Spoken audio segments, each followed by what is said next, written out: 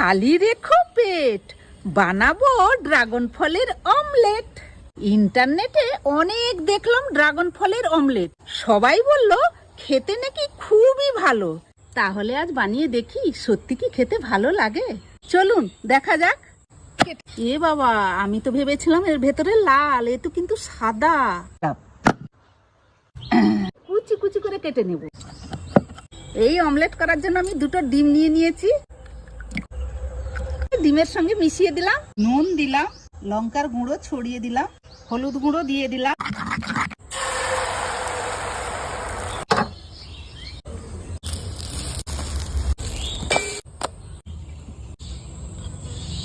আমাকে তো ভালোই লাগছে, ডিম অমলেট যেরকম হয় সেই রকমই লাগছে, কিন্তু দাঁতে সেই ড্রাগন ফলের বীজগুলো কচকচ কচকচ করে লাগছে। ভালোই লাগছে খেতে, দারুণ।